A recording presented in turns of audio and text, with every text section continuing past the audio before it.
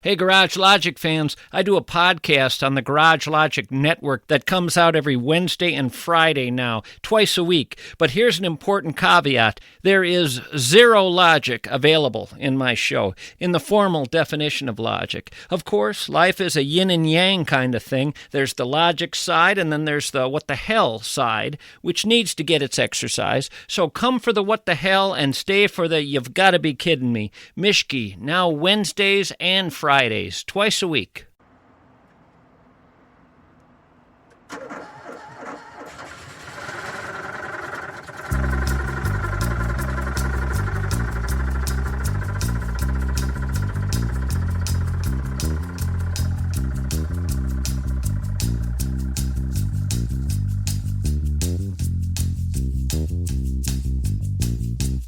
Winter.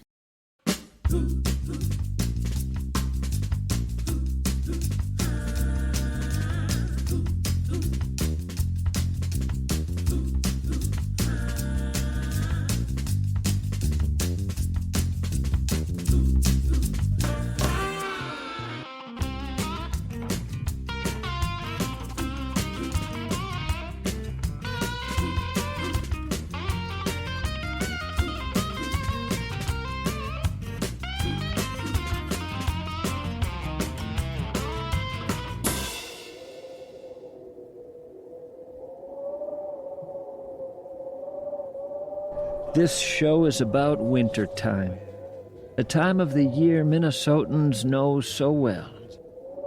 Winter has arrived. Those of us from this part of the country know what that means, what that says, what that feels like. With the arrival of another winter in the North Country, the feelings and the thoughts and the memories, they all come tumbling down from some hidden storehouse, light shining on their familiar offerings, providing company to us in the cold, company amidst the white and the gray, and ultimately the all-consuming darkness of late afternoon. Winter arrives, and there's my childhood before me, the snow fort, the first home as a kid that was truly mine. My parents didn't even want to go out and look at it. It was too cold. This was for me and me alone. As was the broken sled that I kept together with twine, and the runny nose freezing in the morning air. There I am in my memory, wearing my brother's mittens, my sister's hat, but my own new pair of winter boots, and they're dry inside, and that's astonishing. My toes are cold, but that's always the case. You go till you can't take it anymore. We all did. Oh, I still remember how wondrous those mittens felt when I first pulled them off the radiator. In Minnesota, we all remember that first realization that mittens top gloves for warmth, but not dexterity, and that endless internal debate of which to wear as you head out with your friends. Gloves are cool, mittens are not, but the fingers stay warmer in the mittens. But then again, gloves allow you to manipulate things with greater ease.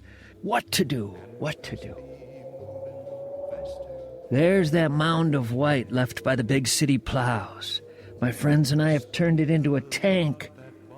And there's the thrill of encountering the fresh white snow against the clearest of blue skies, as the sun sends a spectacular sparkle across the yard, and Saturday is handed to us for the taking. We bundled buddies, snow pants, parkas, sorels, stocking caps, that feeling of our breath hitting the scarves across our faces and coming back against our skin warm and comforting, the unmistakable scent of the wool married to the memory of the day. Here is our winter, back once again. Not so much a season as an old companion. If you've lived long enough, if you've known the winters of childhood, of young adulthood, and of middle age, if you've seen enough of these winters emerge from that overwhelming color and beauty of autumn, sharp and stark and spare, you know that it's family. It's not about welcome or unwelcome. We're beyond that. It's just an intimate part of our existence, tethered forever to the experience of being alive here, integral to the inhaling and exhaling mysteries of the seasons, as those years roll by, one against the other. These familiar winter scenes return to us, again and again through time, reminding us that nothing we know well ever goes away for long. The things that are ours we can count on, and the things we can count on are ours. And we can count on winter. We are the great souls of the North, shaped, formed, altered by our environment, our personalities crystallized by the cold. You cannot take the cold from us. It is in us, but in blustery glory, in wind-swept wonder, not in callousness or icy detachment. We are not children of winter's steely glare. We are held by its enthusiastic embrace, taught by its poetic whispers. I love winter like a child loves his or her mama. Winter gave birth to a part of who we are. Summer is the light-hearted uncle who picks us up on the weekend and whisks us away to some wonderland of irresponsibility. But winter is mother, and we are home now, as she busies herself with things we don't always appreciate, yet recognize as her sacred duties. We watch her with a kind of awe or a grudging respect, not always happy to be here, but so often knowing we belong nowhere else.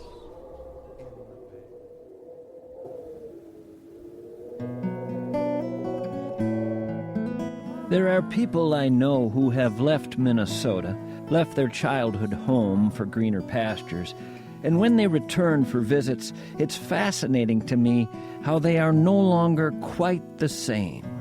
You can tell that some of the Minnesota has been taken out of them.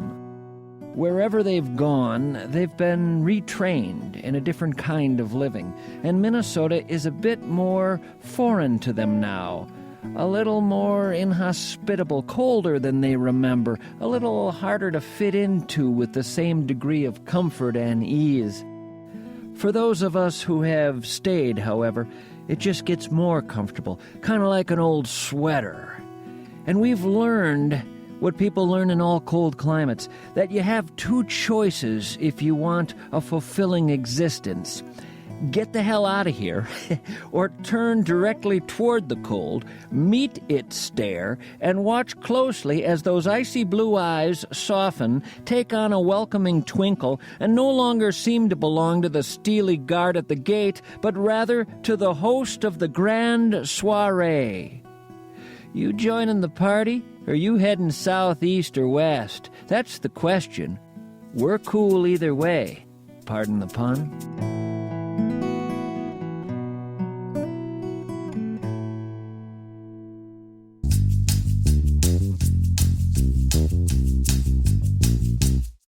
Johnny's grandfather bought a truck from Fury Motors in 2005. He's been dead for 12 years now.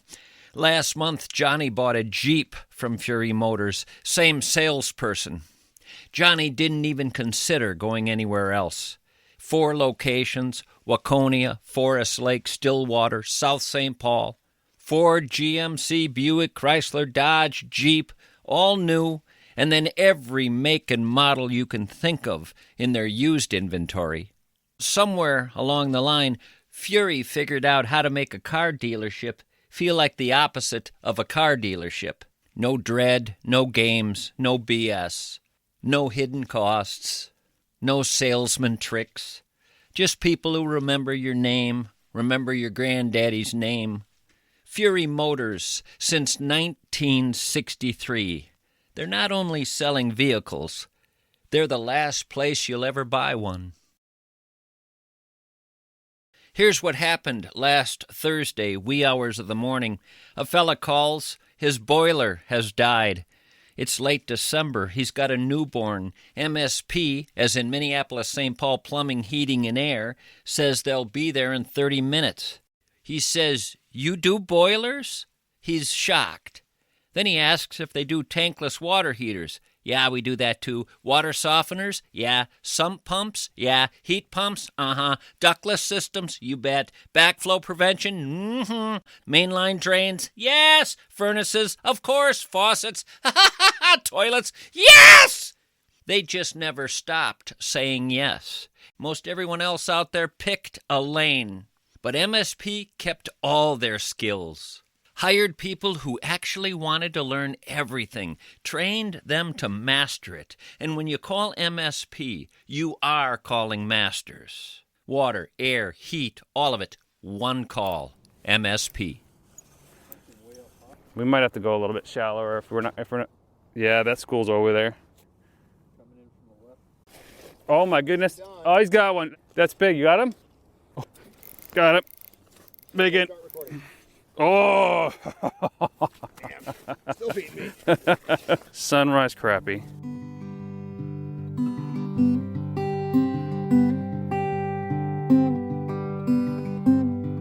You just say ice fishing, and people try and come up with a quick, humorous retort. It's like an automatic setup for a joke. Who can follow with the best punchline? Minnesota writer DJ Tice had this to say. After learning that the principal action in ice fishing is checking one's minnow, and after beginning to worry that my bait was holding up better than I was, I asked the question, what's the fun in ice fishing? Well, one might as well ask what fun medieval pilgrims found in trudging barefoot to Jerusalem, or what kick Eastern mystics derive from hair shirts and self-flagellation. The secret is this. Ice fishing has nothing whatsoever to do with fun. It is instead an exotic rite of mortification, preparing the ice fisher for life's pangs, disappointments, and tedium. It's especially good for tedium. Okay, DJ, nice work. Many writers have taken similar stabs at creating humor out of this pastime. It's a damn easy target. I don't ice fish myself. I have done it, but truth is, I'd rather stare at the way the ice and the blue sky and the sun work together to deliver an image of such brilliant beauty that no fourth ingredient is necessary. Ice, blue sky, golden sunshine. There is a point at which this simple, sublime presentation brings me the sensation of eternity. So that's me. No pole, no bait, no fish. Make a joke out of that. But DJ Tice, like many, mocks the sport, and I would join him, except for this. On a northern Minnesota lake, in the heart of winter, these three friends ice fish together, and there is no denying they are living in the moment. They are delightfully happy. They're not remotely interested in running inside to a movie theater or to a pool hall or to some lazy boy in front of a television set. They are simply enjoying an utterly simple pleasure on a winter day in the North Country. There it goes. Whoa. There goes yours. Oh, is that a pretty fish? Doesn't get any better than this. I'm just going to try and grab this guy in here. Oh, come on, buddy. Come on. There he is. Beautiful. Nice. This is as good as it gets. Oh, man. I'm going to get my... There we go. What an awesome fish, man. Come here. Thrash him. Help my brother out. I'm trying. Ow! Gotcha. There he is. Oh. Nice fish. Where do you do this? Right here. This is just unbelievable fishing. What I love about this is, yes, this is typical of the level of intellectual stimulation available between men seated around a fishing hole, but the absolute belief that it doesn't get any better than this. It's so genuine, so heartfelt, so charming, that it causes me to wonder if life was ever supposed to be much more complicated. What these friends are doing fundamentally on a Saturday afternoon with the thermometer reading 16 degrees is just plain getting outside and doing something. It is what this season asks of Minnesotans if our people wish to remain pleasant, well-adjusted, healthy human beings. Get the hell outside and do something. As people, we're not built to hibernate. A few winters ago, I got outside to do something that I had never heard of anyone else doing. Am I proud of what I'm about to tell you? No, I am not. I have a one-room cabin on a river in the country up north, and after it snows during the night, I often wake up to the tracks of animals all around the property. As an old Indian friend of mine told me, those tracks tell a story of the night, and you can read the story like a book if you want to by spending time with the tracks. Well, one set of tracks routinely belonged to a red fox, a creature whose tracks I had seen for years, but who had never shown his face in daylight. Never. I had such a burning desire to see this animal. Number one, because the red fox is one of the most beautiful creatures you can encounter during a Minnesota winter. That lush, thick red coat and tail against the white, powdery snow. And number two, because this creature was being so elusive. I felt nature was offering me a challenge. Try and see this animal, fella. It clearly doesn't want you to see it, but you're smarter, you're human. Find a way to see it. I thought of setting up motion cameras, but that wasn't the kind of seeing I wanted to do. I wanted to see it in person, in daylight, not some figure passing a motion camera in the darkness. But to bring it out of its den in the sunshine, I would need to trick it, or so I read. Yes, read. I found an old book at a thrift store in a nearby small town, and it passed along, if you want to see a red fox during the day, this is what you should do. Go to a snowy area near the den of the fox. Bring a white sheet with 2 holes cut in it for eyes. Bring a tape recorder and a cassette tape of a baby rabbit in pain. Now, remarkably, you could buy cassette tapes back then of baby rabbits in pain, kind of squealing. This must have been for hunters or something, I don't know. Anyway, I got a hold of this tape, and I got my tape player and my sheet, and what I was instructed to do was go under the sheet in the snowy area with my tape recorder, be real quiet, play the recording of the baby rabbit in pain, and sit there looking through the holes in the sheet in the direction of the fox den, waiting for the fox to emerge from the den. And they swore the fox would emerge because it would know that its prey was wounded and weak. Folks, I want to tell you something. I sat there in the cold in a snow pile covered with a sheet like some freaking Klansman, playing that squealing sound over and over again, the sound of a baby rabbit in pain, for 2 hours on a cold January afternoon before realizing this was the most absurd use of my time ever devised. Ice fishing looked flat out profound in comparison. It appeared utterly intelligent and enlightening compared to the embarrassment that was me sitting beneath that sheet along that riverbank. All of a sudden, the humiliation just washed over me. No fox was coming out of any den, and this strange little book that I had found might as well have been a book of practical jokes. I had been duped.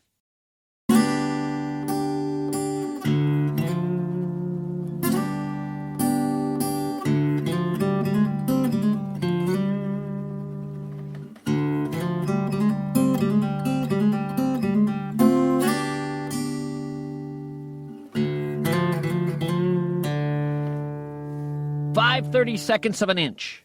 5/32 of an inch. A fella passed this along to me many years ago in a saloon. 5/32 of an inch. I was a young man, and this wise old soul was passing along a fraction that all Minnesotans need to memorize. 5/32 of an inch. The depth of tread you at least better have on those tires before driving on snow. It's a fraction that goes with nothing else. Nothing. Google it. You'll come up with nothing but tire info. 5/32 of an inch. People in Texas don't know what on earth that fraction is all about. They're not using that fraction down there for anything. That's a Minnesota fraction right there, 5/32 of an inch. And let's see what other numbers you need to memorize in Minnesota in the wintertime. How about 110-1? 110-1. A Canadian gave us this one. Smart fella, a doctor. Dr. Gordon Giesbrecht. You know why we need the good doctor? to help us address another annual ritual in the North Country. The inevitable falls through the ice in this land of over 11,000 frozen lakes and several thousand more frozen ponds and 70,000 miles of rivers and streams. Every year, without fail, we read these headlines. Here we go. Sartell man in critical coma after falling through thin ice. Fisherman falls through ice in Watertown. Man dies after ATV falls through ice in Aiken County. Minnesota man dies after snowmobile goes through thin ice. Pickup truck falls through ice at Grays Bay in Minnetonka. Third angler in 2 days falls through ice. Pair rescued after utility vehicle falls through the ice. Growing up in Minnesota, this too is part of the culture. Year after year, you can count on it.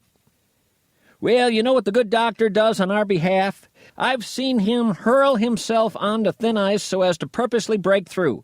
He'd cross-country skis onto thin ice so as to intentionally bust through the thin, clear floor below him and become immersed in that godless water. He's even purposely taken a snowmobile onto ice and hit open water just to fall in and figure out how best to handle the situation. He goes in so we don't have to. And he's the man who gave us 1:10:1. You put that in your memory banks next to 5/32 of an inch. 1:10:1. Ready? When you go into that icy water, take the first minute just to get your breathing under control. The body will allow you to do that, but it'll take about a minute. You need to focus on calming the breath and nothing else. Forget trying to get out. The first minute is for calming that involuntary gasping that the cold water has produced. If you don't do that, you could drown. The next number, 10. 10 is how many minutes you have to use your limbs before your muscles will become absolutely useless. You have 10 minutes to get yourself out of there. And the last digit, 1, is for 1 hour. You have a solid hour before you will lose consciousness from hypothermia. And that's significant. There is time to be rescued even if you can't get yourself out in those first 10 minutes. You will not die right away. Let's now go to our freezing cold doctor currently in the icy water on a frozen lake. What happens when you get really cold, cold skin starts a cold shock response, which gets you first start gasping and hyperventilating and breathing way more than you need to. And that's really bad if your head goes under the water when you gasp the first time and you drown immediately.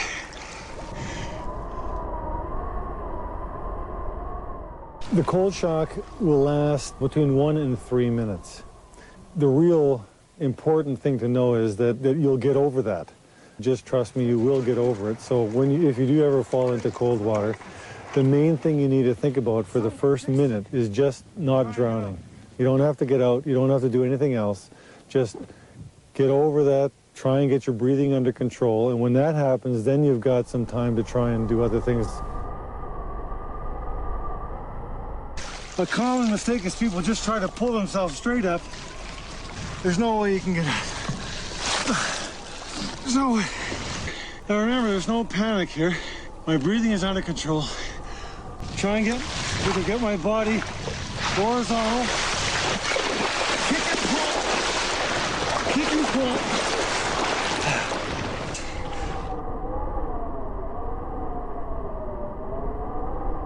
Okay, so as it is, I can't get out of here. So the bottom line is, unless somebody comes to rescue me right now, I'm gonna become unconscious and drown. But I've got actually a long time before I would die of hypothermia. So what I want to do right now is widen the window of opportunity for the rescue team to get here. If I haven't gotten out of here within 5 to 10 minutes, I'm not going to get out. So if I just thrash around, I'm going to lose more heat and I'm going to get exhausted and I'll drown even quicker. So I try and relax. I won't be wasting heat and I won't be exhausting myself. Get as much of my body out of the water as possible because I'll lose less heat from that area. At a given temperature, water takes heat away from the body about 25 times faster than air at the same temperature. So at this point, I'm just going to get my arms on the ice and I'm going to keep them here and not move them. If I'm lucky, my arms will freeze to the ice before I become unconscious. If I become unconscious and I just slip down here, I'll drown. But if I become unconscious and my arms are frozen to the ice, I'll at least be here for a little bit longer. Somebody help him!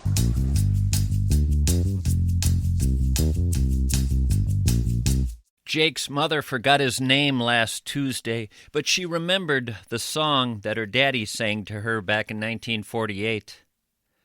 That's the thing about memory. It doesn't disappear. It relocates. It hides in different rooms. And most memory care facilities, they treat all those rooms the same. The Welshire doesn't. They built 4 separate worlds for the 4 different stages of memory care. Early stage memory loss is not late stage. The person who forgets where she parked needs different care than the person who forgets he has children. 4 quadrants, 4 realities, each one designed for people living in that particular chapter of their lives. Most families pick the place that's closest. 15 minutes feels better than driving 40 minutes. But here's my question. How far would you drive for the people who actually understand who your mother is? How far would you drive to be with people who love your mother? Welshire Memory Care Center of Bloomington and Medina. My cousin called me last week having what I can only describe as a banking existential crisis. He'd been with the same massive national bank for 19 years, never had a problem, everything worked. But he was trying to get a loan to renovate his house, and he realized mid-conversation with some representative named Chad, who was clearly in a call center somewhere reading a script, that Chad had absolutely no idea who he was, nor did he care. 19 years, and he was just an account number. So my cousin did something crazy. He switched to North American Banking Company. They've got 6 Twin Cities locations. By his 3rd visit, they knew his name. Not from a screen. They just remembered. When he sat down to talk about his renovation loan, the person across from him actually listened to what he was trying to do, what he wanted. Made a decision right there. Because it's a community bank, they can do that. My cousin calls me now just to tell me how weird it feels to bank somewhere that truly feels like the old days, where people knew you, liked you. North American Banking Company, where you're not an account number, you're a neighbor. North American Banking Company, member FDIC, equal housing lender.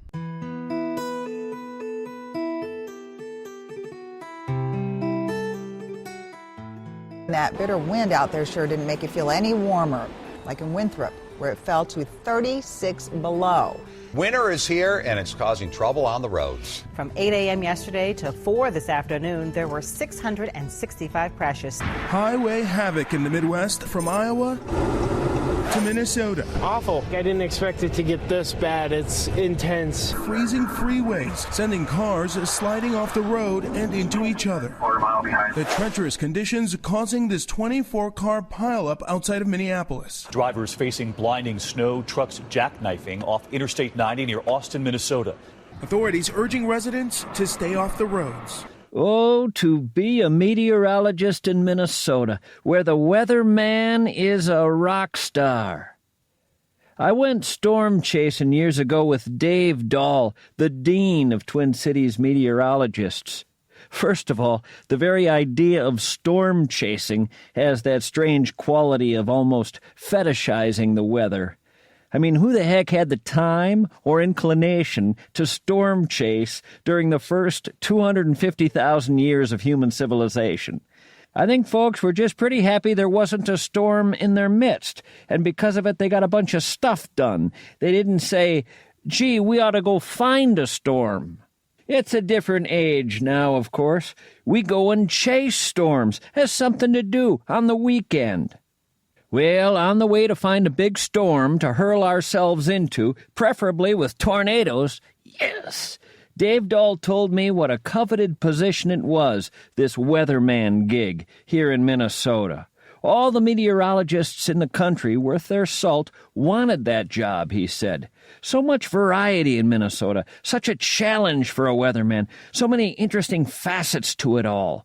Plus, the weather guy was often the person leading the news. Not the anchor man or woman, not the sports guy, the weather guy. The theme music ended, and there he was. He wasn't being pushed to the end of the show. He was front and center. Hi, everybody. I'm meteorologist Joe Thompson. If that 10 inches from the New Year's Day storm wasn't enough, well, we could possibly double that by the time we get to late Sunday night and early Monday morning. Another very large winter storm system is heading in our direction. Chances for some whiteout conditions. And if that wasn't enough, we're talking about brutally cold temperatures. There's really nowhere to go to escape this storm. Even our surrounding areas are under the winter storm warning as well. I obviously don't make the calls on the schools, but I got a feeling most kids are going to have a snow/cold day on Monday. You could almost pick it up in his facial expressions if you're watching him on TV.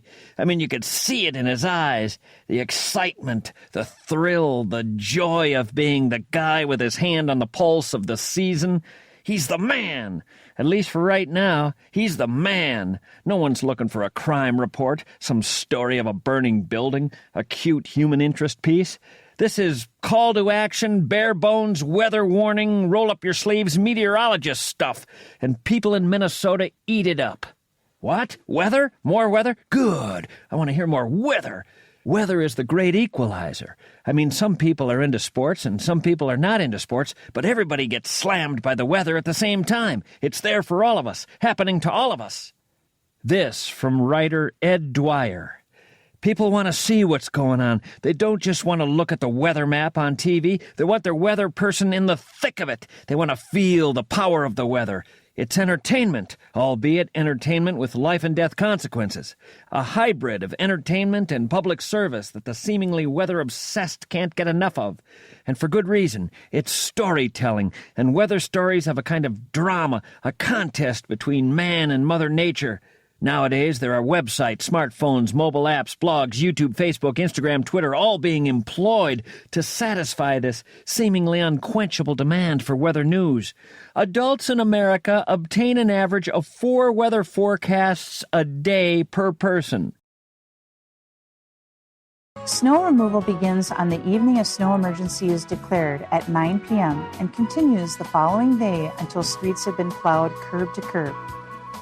All streets are designated either night plow routes or day plow routes. Night plow routes have red and white plow route signs. Day plow routes... This is another Minnesota tradition. Getting your car towed to the city impound lot. All because you failed to get it off the streets when a snow emergency was declared. Now, I kind of like the idea of a city declaring a snow emergency.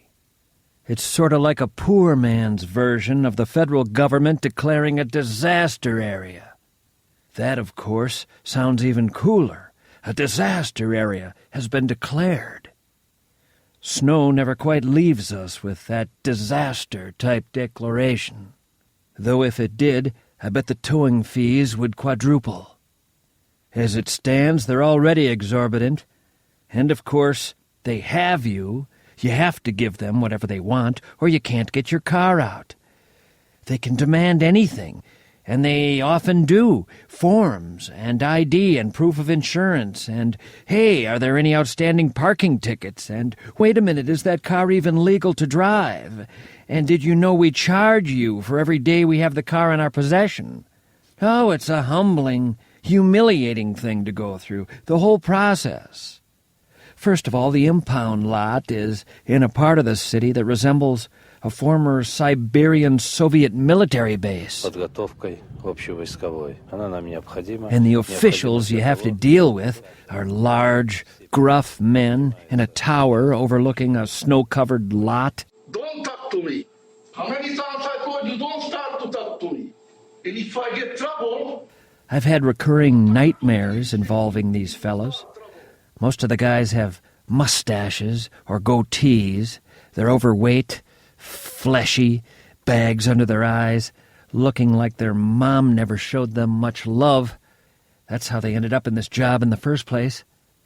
I have nightmares where I have all my forms in order and my ID and proof of insurance and the right dollar amount, and it's still not enough for these guys.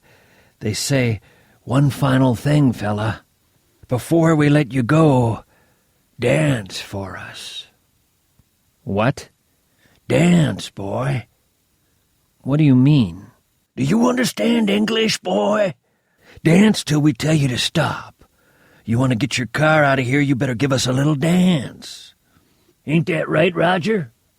Why, that's right, Dan. Everybody's got to do a little dance for us. Well, I don't know any dance. Then make one up, boy. A jig or something. Or just sway your body a little bit back and forth for us.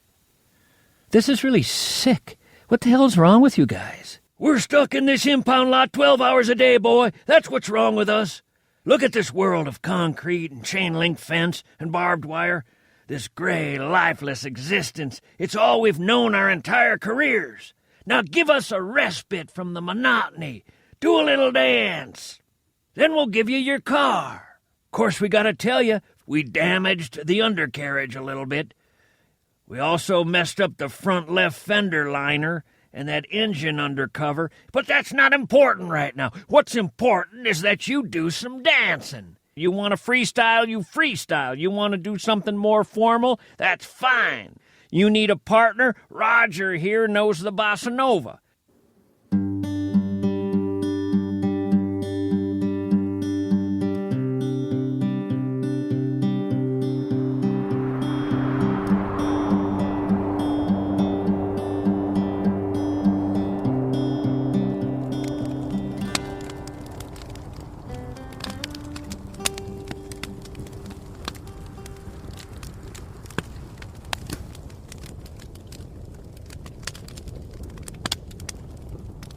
I came up with a poem, and I scribbled it down in the dim light of that cabin, along that frozen river.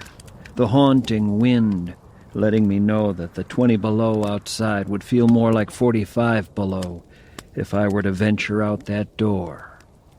Moments earlier, I had felt something I couldn't quite name, a certain sensation that had moved me. I wrote down the lines that I heard in my head, lines I wanted to get down on paper before going to sleep. My wife had just finished reading out loud a Jack London short story called To Build a Fire. I thought about how the only thing keeping us alive in that one-room cabin were those logs in that wood-burning stove and that flame. That was the difference between comfort and freezing to death.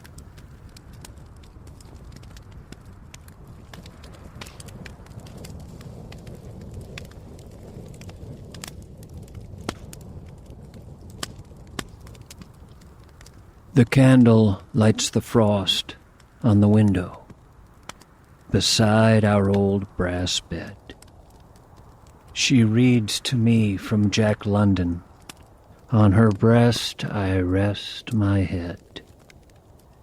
The wind howls like spirits, but ghosts all hide from this cold. We're all alone on the tundra, with only each other to hold. I put the pen down, and as my wife turned out the light, I thought about fire. It was warming us, but it was doing more than that. And there was that candle in the window as well. It was doing something to us also. There was the unmistakable warmth in the heart, burning softly, created in a single moment where several things had come together and had brought a kind of peace in that bitter cold. Jack London's words, my woman beside me, and the wailing wind, unable to reach us, but taunting us from outside the window. Taunting us or serenading us.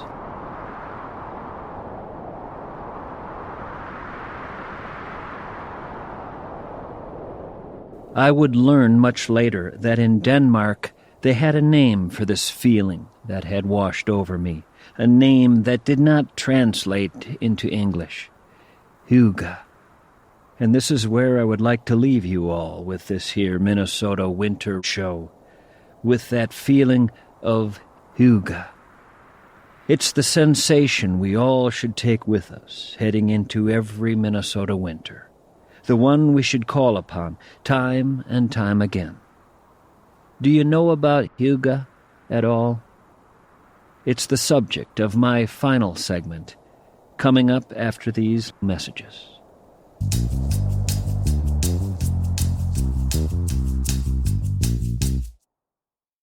Tim's right eyeball filed a complaint against him last month, said that he had been forcing it to look through architecturally boring rectangles for years, and it was annoying as hell. The other eyeball joined in too after a while, so he had to go to spectacle shop pretty quickly.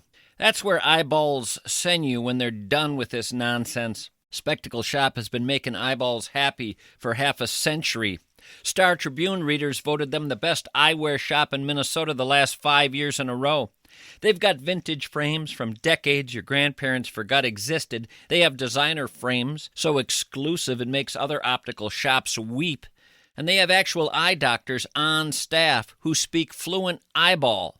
When you walk into Spectacle Shop, you're where the artists go, the musicians go, celebrities. Spectacle Shop, 4 Twin Cities locations, where your eyeballs finally forgive you for everything you've put them through.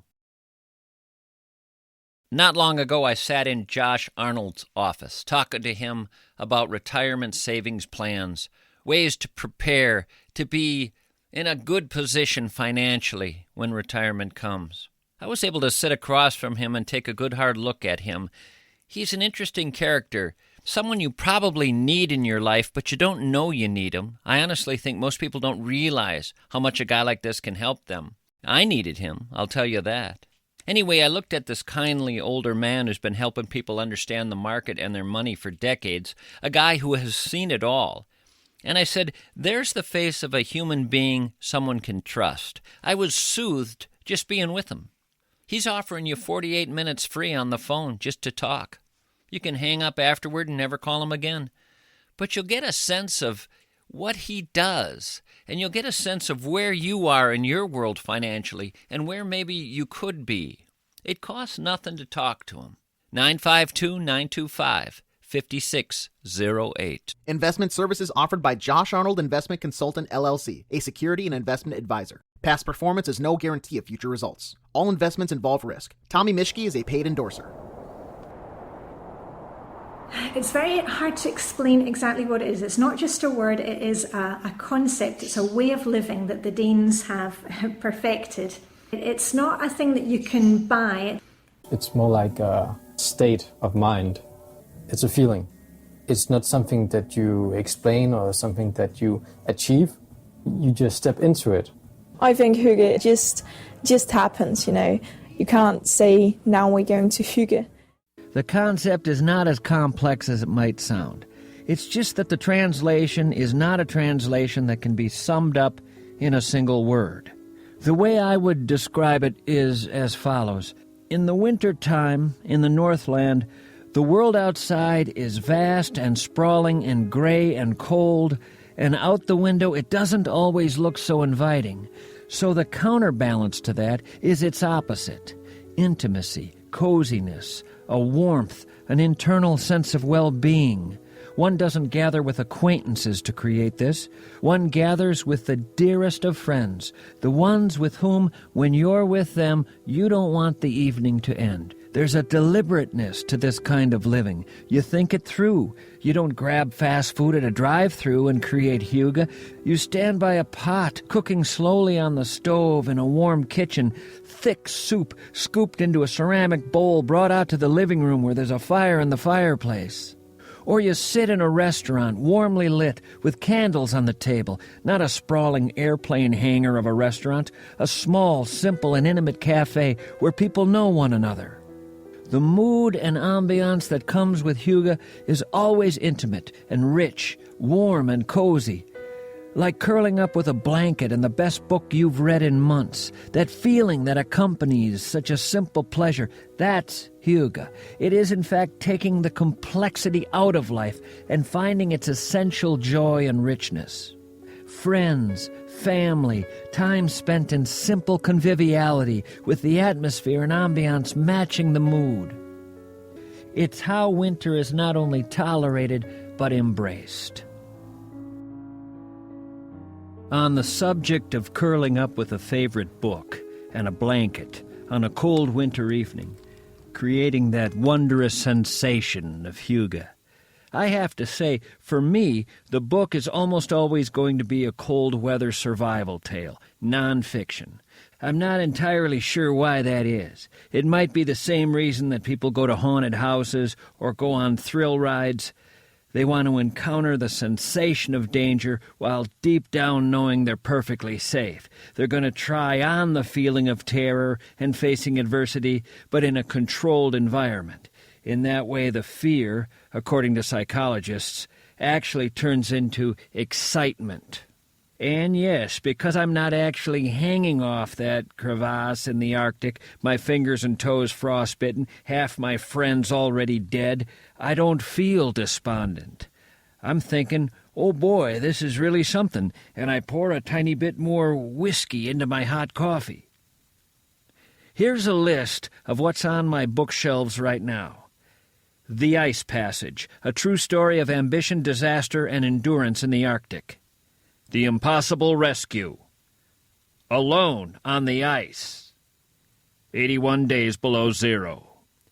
Near Death in the Arctic, True Stories of Disaster and Survival. In the Kingdom of Ice. A Wall of White, the true story of heroism and survival in the face of a deadly avalanche. In the Land of White Death. The Ice Master. Fatal Passage.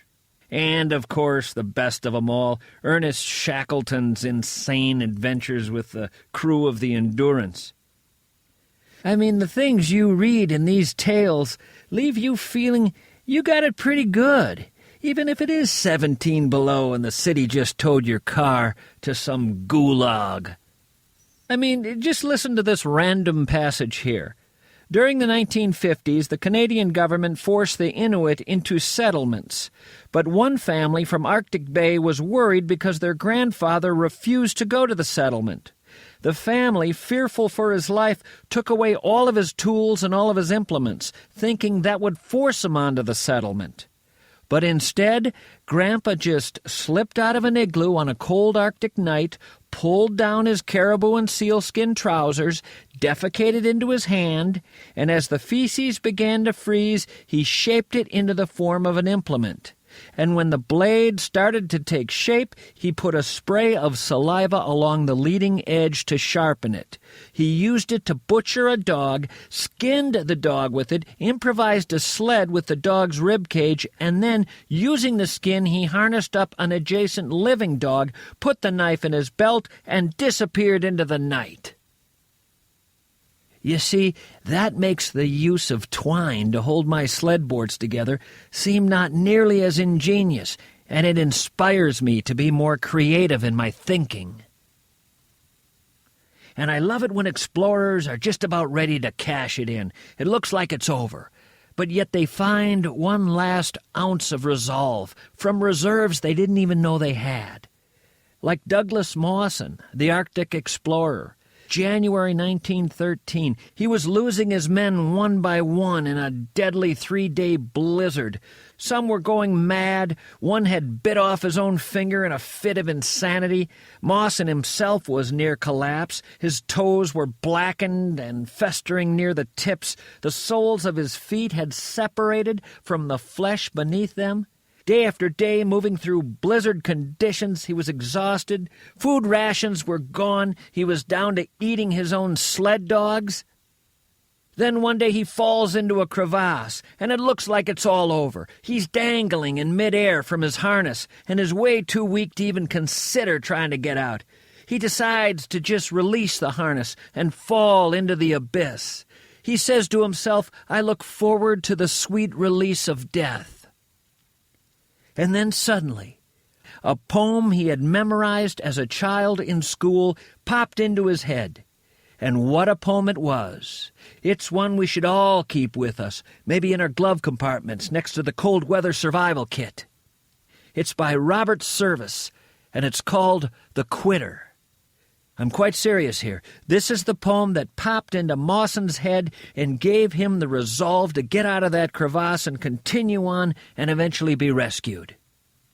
I leave you with it now. When you're lost in the wild and scared as a child, and death looks you bang in the eye, and you're sore as a boil, it's according to Hoyle to cock your revolver and die. But the code of a man says fight all you can. Self-dissolution is barred. In hunger and woe, oh, it's easy to blow. It's the hell served for breakfast that's hard. You're sick of the game? Well, now that's a shame. You're young, you're brave, and you're bright. You've had a raw deal, I know, but don't squeal. Buck up, do your damnedest, and fight. It's the plugging away that'll win you the day. So don't be a piker, old pard. Just draw on your grit. It's dead easy to quit. It's the keeping your chin up that's hard. It's easy to cry that you're beaten and die. It's easy to crayfish and crawl. But to fight and to fight when hope's out of sight, that's the best game of them all. And though you come out of each grueling bout, all beaten, broken, and scarred, just have one more try. It's dead easy to die. It's the keeping on living that's hard.